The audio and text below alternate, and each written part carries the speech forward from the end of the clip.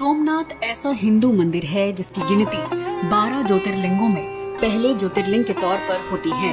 ये मंदिर इतना भव्य और समृद्ध है कि बाहर से जो कोई भी आता है उसकी पहली नजर सोमनाथ मंदिर पर ही पड़ती है। इसी वजह से सोमनाथ मंदिर पर करीब 17 बार आक्रमण भी हुआ, लेकिन हर बार इसका पुनर्निर्माण किया गया। तो चलिए जानते हैं सोमनाथ मंदिर का इतिहास। हेलो फ्रेंड्स, मैं हूं श्वेता सिंह। यूनिवर्सल फैक्ट्स की दुनिया में आपका स्वागत है। सोमनाथ मंदिर का पूरा नाम सोमनाथ ज्योतिर्लिंग है। ये गुजरात के सौराष्ट्र क्षेत्र के वेरावल के नजदीक स्थित है। सोमनाथ मंदिर एक पवित्र तीर्थ स्थल है। कहते हैं कि यहाँ भगवान कृष्ण ने यदु वंश का संहार करने के बाद देह त्याग कर लिया। कहा जाता है कि इसे सबसे पहले सोमदेव ने बनवाया। उस समय ये सोने का था। इसके बाद द्वापर युग में जब श्री कृष्ण गुजरात जाकर बसे, तब उन्होंने लकड़ी से इसका निर्माण कराया।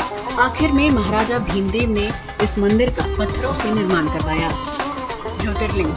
सोमनाथ का ज्योतिर्लिंग 12 ज्योतिर्लिंग में से एक माना जाता है।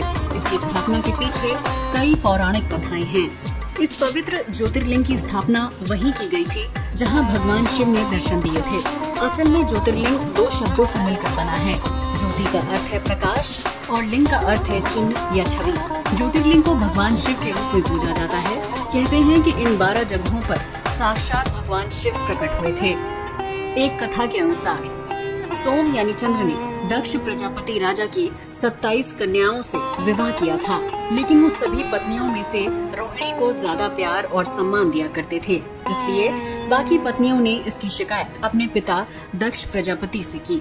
एक कन्या को छोड़कर बाकी के साथ अन्याय को देख राजा दक्ष क्रोध में आ गए और उन्होंने चंद्रदेव को शाप दे डाला कि अब हर दिन तुम्हारा तेज कम होता जाएगा। शाप के अनुसार हर दूसरे दिन चंद्र का तेज घटने लगा। ये देखकर चंद्र परेशान हो उठे। फिर उन्होंने भगवान शिव की आराधना शुरू कर दी। आखिर में भगवान शिव ने प्रसन्न होकर चंद्र के शाप का निवारण किया। इस तरह सोम के कष्ट को दूर करने वाले भगवान शिव की स्थापना करवाई गई, जिसका नामकरण सोमनाथ हुआ। चंद्रमा के नाम पर सोमनाथ बने भगवान शिव संसार में सोमनाथ के नाम से प्रसिद्ध हुए। इस मंदिर में शिव साकार लिंग रूप में प्रकट हुए थे। दूसरी कथा। कहा जाता है कि श्री कृष्ण जी भालुका तीर्थ पर विश्राम कर रहे थे। तभी एक शिकारी ने उनके तलवे में बने पदचिन्ह को हिरण की आंख समझकर तीर मार दिया, जिसके बाद कृष्ण ने यहीं पर अपना देह त्याग दिया। इतिहास। कहते हैं कि यहाँ एक मंदिर ईसा पूर्व से ही अस्तित्व में था, जबकि जिस जगह पर दूसरी बार मंदिर का पुनर्निर्माण हुआ वो 7वीं सदी में वल्लभी के मैत्रक राजाओं ने किया। इसके बाद सिंध के अरब गवर्नर अल जुनैद ने इसका विनाश किया। 1815 ईस्वी में इसका गुर्जर प्रतिहार राजा नागभट्ट द्वितीय ने तीसरी बार इसका निर्माण करवाया। बाद में इसे लाल पत्थरों से बनवाया गया। लेकिन सोमनाथ पर अल जुनैद द्वारा किए आक्रमण का कोई ऐतिहासिक सबूत नहीं मिलता, जबकि नागभट्ट द्वितीय इस तीर्थ स्थान के दर्शन करने सौराष्ट्र आए थे। कहा जाता है कि सोलंकी राजा मूलराज ने 997 ईस्वी में पहले मंदिर का निर्माण करवाया होगा, जबकि कुछ इतिहासकारों का कहना है कि सोलंकी राजा मूलराज ने कुछ पुराने मंदिरों का पुनर्निर्माण करवाया था। कहा जाता है कि कई बार यहाँ राज करने वाले बाहरी शासकों ने इस मंदिर को काफी क्षति पहुँचाई, लेकिन कुछ राजाओं ने मिलकर इस धार्मिक स्थल की मरम्मत करवाई। सोमनाथ मंदिर को 1024 में महमूद गजनवी ने बुरी तरह तहस नहस कर दिया। वो मंदिर से सोना, चांदी, हीरे जवाहरात लूटकर अपने देश वापस चला गया। बताया जाता है कि जब महमूद गजनवी उस शिवलिंग को नहीं तोड़ पाया, तब उसने मंदिर के आसपास आग लगवा दी। उस वक्त सोमनाथ मंदिर में नीलमणि के 56 खंबे लगे थे, जिसमें हीरे मोती के अलावा अलग अलग तरह के रत्न जड़े थे। लेकिन बहुमूल्य रत्नों को लुटेरों ने लूट लिया और मंदिर को भी तहस नहस कर दिया। महमूद गजनवी के मंदिर लूटने के बाद राजा भीमदेव ने इस मंदिर की फिर से प्रतिष्ठा की। 1093 में सिद्धराज जयसिंह ने भी मंदिर की प्रतिष्ठा की और उसके पवित्रीकरण में पूरा सहयोग किया। 1168 में विजेश्वर कुमार पाल ने जब जैनाचार्य हेमचंद्र सरी के साथ सोमनाथ की यात्रा की, तो उन्होंने भी मंदिर में काफी कुछ सुधार करवाए। सौराष्ट्र के राजा खंगार ने भी सोमनाथ मंदिर का सौंदर्यीकरण करवाया। इस तरह जहां भारतीय राजा बार बार मंदिर का पुनर्निर्माण कराने में जुटे थे, वहीं मुसलमान शासक बार बार इसे नष्ट करने पर अड़े थे। अलाउद्दीन खिलजी ने 1297 ईस्वी में सोमनाथ मंदिर को ध्वस्त किया। उसके सेनापति नुसरत खां ने मंदिर को खूब लूटा।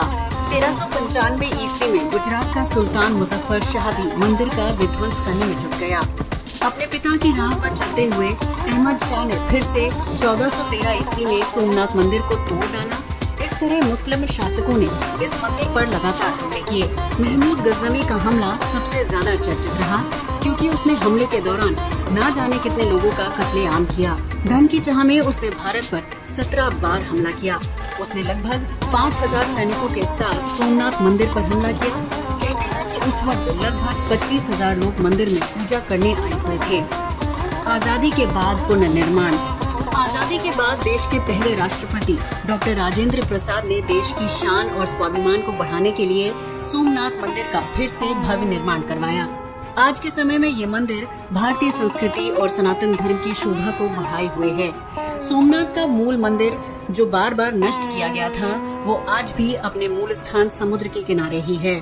भारत के पूर्व गृह मंत्री सरदार वल्लभ भाई पटेल ने यहाँ भव्य मंदिर का निर्माण करवाया। सोमनाथ के मूल मंदिर से कुछ ही दूरी पर अहिल्याबाई द्वारा बनवाया गया सोमनाथ का मंदिर है। मंदिर की खासियत। मंदिर के भूगर्भ में सोमनाथ लिंग की स्थापना की गई है। इसके अलावा यहाँ पार्वती, सरस्वती, लक्ष्मी, गंगा और नंदी की भी मूर्तियाँ स्थापित हैं। भूमि के ऊपरी हिस्से में शिवलिंग से ऊपर अहिलेश्वर मूर्ति है। वहीं मंदिर परिसर में गणेश जी का मंदिर है, जबकि उत्तर द्वार के बाहर अघोर लिंग की मूर्ति स्थापित है। नगर के द्वार के पास गौरी कुंड नामक सरोवर है, जिसके नजदीक एक प्राचीन शिवलिंग है।